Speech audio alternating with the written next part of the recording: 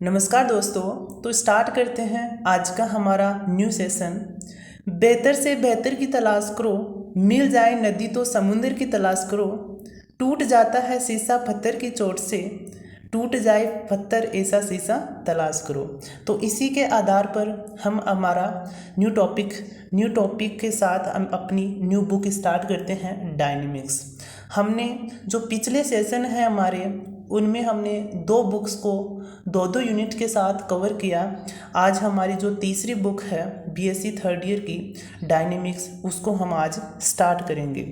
तो सबसे पहले बुक्स को स्टार्ट करने से पहले हम इसके बेसिक्स के बारे में जानेंगे। तो बुक्स हमारे पास है डायनेमिक्स, तो उसमें स्टार्ट होती है सबसे पहले मैकेनिक्स से। सबसे पहले हमें मैकेनिक्स के बारे में जानना होगा कि मैकेनिक्स क्या होता है। कि हम मैकेनिक्स में पिंड का अध्ययन करते हैं, पार्टिकल का हम अध्ययन करते हैं।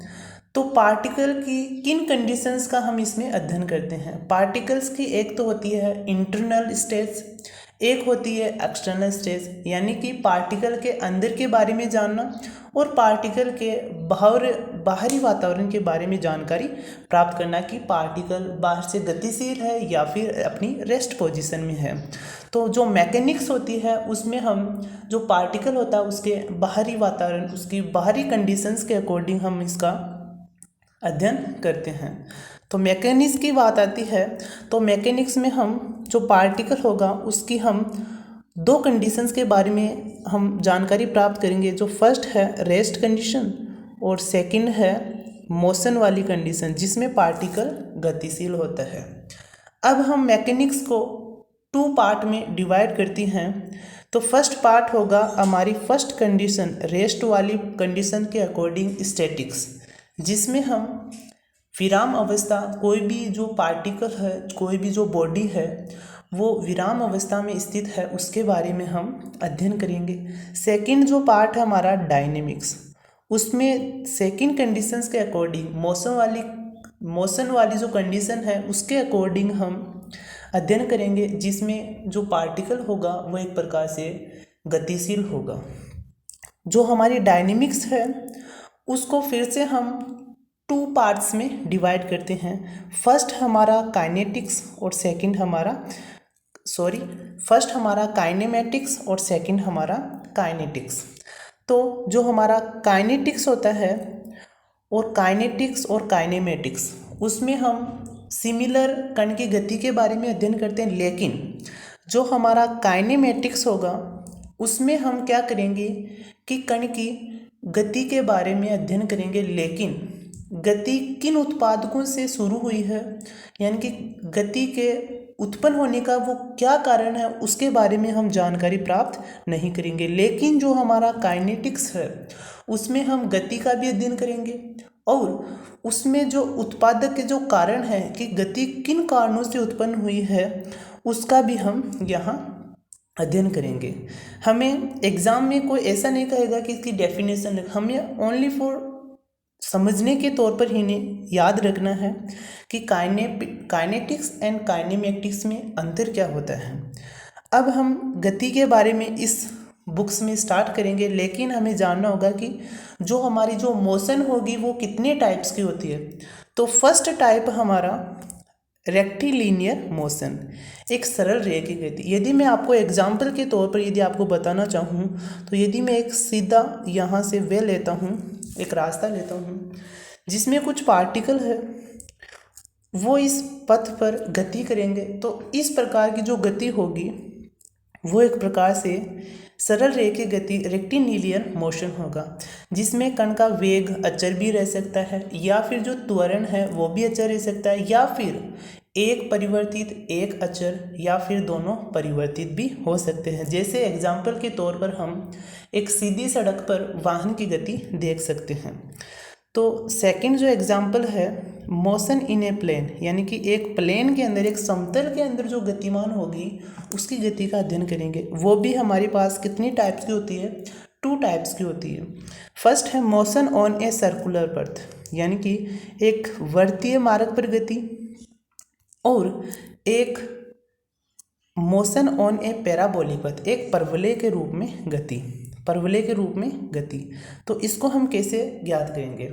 तो जो हमारी मोशन ऑन ए सर्कुलर पथ होगी उसमें जो कण, जो पार्टिकल गति करेगा वो एक टेंजेंट के अकॉर्डिंग गति करेगा, अर्थात एक स्पर्श रेखा के अनुदिश गति करेगा, जिसका त्वरण हमेशा उसके अभिलंब के अनुदिश लगेगा। अभिलंब के अनुदिश, मेरा कहने का मतलब यह है कि जो वृत्त की जो त्रिज्या होगी वो केंद्र के अकॉर्डिंग उसका जो त्वरण काम करेगा, और जो पैराबोलिक है उसका जो त्वरण है, त्वरण का परिमाण है और जो दिशा है वो एक प्रकार से कांस्टेंट फॉर्म में होती है। और अब हम देखते हैं स्पीड के बारे में। स्पीड का मतलब है चाल, जो हमारी चाल होती है वो क्या होती है? दूरी बटा समय। अब एक स्पीड लेता हूँ और इस पर कुछ वाहन चल रहे हैं, जिसमें इस वाहन की जो रेट है, जो परिमाण में है, वो एक प्रकार से फिक्स होती है। तो उस कंडीशन में उस गति को हम क्या कहेंगे? स्पीड कहेंगे। और जब इसका परिमाण और समय दोनों में परिवर्तित हो रहा है तो उस कंडीशन में इस गति को क्या कहेंगे? हम वेग कहेंगे। दूसरा अंतर वेग एंड स्पीड में, जो हमारा जो चाल होती है, जो स्पीड होती है, वो एक प्रकार से अदिश राशि होती है, स्केलर क्वांटिटी होती है, जबकि जो वेग होगा हमारा, जो वेलोसिटी होगी, वो हमारी क्या होगी? एक प्रकार से वेक्टर क्वांटिटी होगी। इसके आगे हम डिस्प्लेसमेंट के बारे में जानकारी प्राप्त करते हैं। डिस्प्लेसमेंट क्या होता है? अर्थात विस्थापन। जैसे मैंने एक बिंदु की स्थिति यहाँ मानी और इस बिंदु पर फोर्स लगाकर मैंने सेकंड बिंदु की, यानी कि इसी बिंदु की जो सेकंड पोजीशन है वो बिंदु बी पर लेता हूँ, तो जो फोर्स या फिर किसी कारण की वजह से एक बिंदु यहाँ से यहाँ तक, बिंदु बी तक अपनी स्थिति चेंज करता है या फिर अपनी पोजीशंस को चेंज करता है, तो उस पोजीशन में होने वाला जो अंतर होगा वो हमारा क्या होगा? डिस्प्लेसमेंट होगा, अर्थात स्थिति में परिवर्तन। डिस्प्लेसमेंट हम, जैसे मैं इसकी पोजीशन को x मानता हूँ और इसकी पोजीशन को x2 मानता हूँ, और यदि मैं इसकी स्थिति में परिवर्तन ज्ञात करता हूँ तो मेरे पास जो प्राप्त होगा डिस्प्लेसमेंट वो क्या होगा? x2 माइनस x1 प्राप्त होगा। वेलोसिटी के बारे में हमने चर्चा की। नेक्स्ट हम पढ़ेंगे एक्सीलरेशन के बारे में। जिस प्रकार हमने दूरी में परिवर्तन अर्थात विस्थापन में परिवर्तन के बारे में ज्ञात की, वेग का सॉल्यूशन दिया, उसी प्रकार जब मैं वेग में परिवर्तन करता हूं तो मेरे पास क्या प्राप्त होता है? मेरे पास एक्सीलरेशन प्राप्त होता है। आगे हम देखते हैं कि हमने टोटल बेसिक्स के बारे में जानकारी प्राप्त कर ली, और यदि मैं आपको बताना चाहूँ तो चाल को हम दूरी बटा समय से डिफाइन करते हैं। वेग को, जैसे वेग हो गया तो dx अपॉन dt,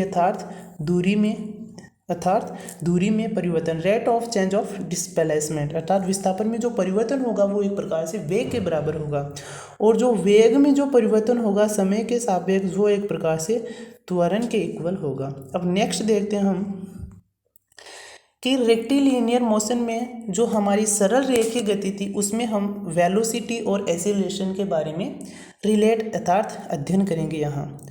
अब मैं आपको एग्जाम्पल के तौर पर यदि आपको बताना चाहूँ तो यदि मैं एक लाइन लेता हूँ ओ से अक्ष तक, राइट, ओ से अक्ष तक मैं एक लाइन लेता हूँ, एक वे लेता हूँ, जिसमें पार्टिकल को मैं ओ से गति कराना स्टार्ट करता हूँ और मैं ले जाता हूँ बिंदु पी तक, और जो हमारा जो पार्टिकल है वो बिंदु ओ से पी तक जाने में समय लेता है टी। तो इसने मैंने माना कि अक्ष दूरी इसने तय की, अर्थात जो अक्ष दूरी इसने कितनी के पास की, और उसके बाद जब बिंदु P से Q तक ले जाता हूँ तो मैंने मानी यहाँ dx दूरी इसने तय की, और कितने समय में? dt समय में। तो मैंने वेग के बारे में आपको बताया कि इसमें स्थिति का परिवर्तन बिंदु P से Q में हो रहा है। तो स्थिति में परिवर्तन मैंने आपको किसके बारे में बताया? वेग के बारे में। तो स्थिति में परिवर्तन कितना हो रहा है? dx, या फिर हम मिनिमम यथार्थ जो कम से कम स्थिति में परिवर्तन मानना चाहे तो हम डेल एक्स इसको मान सकते हैं, और जो समय लेंगे वो भी हमारे पास डेल टी के रूप में लेंगे।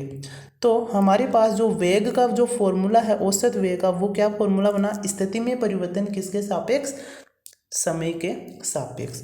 और जब मैं इस q को वापस पी क्यू ले जाता हूँ, एक प्रकार से टेंस टू ज़ीरो करता हूँ, एक प्रकार से टेंस टू ज़ीरो करता हूँ, तो उस कंडीशन में हमें वेग ये प्राप्त होगा। और इसमें मोस्ट इम्पोर्टेंट कंडीशन ये है कि हम इस प्रकार की जो राशि होगी limit del t tends to zero del x upon d t del t, तो इसको हम शॉर्टकट में क्या लिखेंगे, डी एक्स अपॉन में डी टी। आगे हम देखते हैं, जिस प्रकार हमने वेग में परिवर्तन ज्ञात करके स्थिति में परिवर्तन ज्ञात करके वेग को समझाया, उसी प्रकार त्वरण की बारी आती है। त्वरण को हम स्मॉल ए एफ द्वारा डिफाइन करते हैं। और वेग में परिवर्तन क्या होता है, त्वरण होता है। और त्वरण को हम विभिन्न टाइप्स में प्रदर्शित करते हैं, जैसे d two x upon d t square. कैसे कि यदि मैं d v upon d t है मेरे पास, और इसको इस प्रकार लिखूँ डी अपॉन में डी टी और डी एक्स अपॉन में डी टी, तो मेरे पास ये वाली फॉर्म प्राप्त होती है। और सेकंड जो ये टाइप है उसको मैंने कैसे लिखा, जैसे मेरे पास ये है कि डी वी अपॉन में डी टी है, और इसको जब मैं डी एक्स से मल्टीप्लाई करवाता हूँ और डी एक्स से ही डिवाइड कराता हूँ, तो मेरे पास जो ये वाला फंक्शन है डी एक्स और डी टी, तो ये क्या बन जाएगा मेरे पास v, और ये बाकी का जो फंक्शन रह जाएगा वो क्या रहेगा, डी वी अपॉन में डी एक्स रह जाएगा। तो तीन पोजीशन हम त्वरण की रख सकते हैं, जिसमें हम क्वेश्चंस के अकॉर्डिंग इनको काम में लेंगे। और इसमें एक महत्वपूर्ण बात यह है कि जो हमारा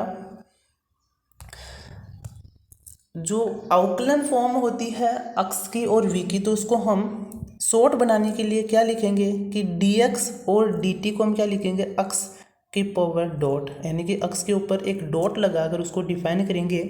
और यदि डबल बार उसका अवकलन था, द्वितीय अवकलन किया हुआ है, तो अक्स के ऊपर डबल डॉट के द्वारा हम इसको डिफाइन करेंगे। तो इस सेशन में हमारा इसका बेसिक कंप्लीट हुआ, और इस बेसिक के अकॉर्डिंग हम अगले वाले सेशन में कुछ क्वेश्चन लेंगे, और उसके बाद जो हमारा इम्पोर्टेंट टॉपिक होगा अरीय वेग और अरीय त्वरण, वो हम स्टार्ट करेंगे। तो इसी के आधार पर हम हमारा सेशन कंप्लीट करते हैं। और यदि आपको ये वीडियो अच्छा लगा तो इसे लाइक एंड शेयर करना ना भूलें। Thank you, take care.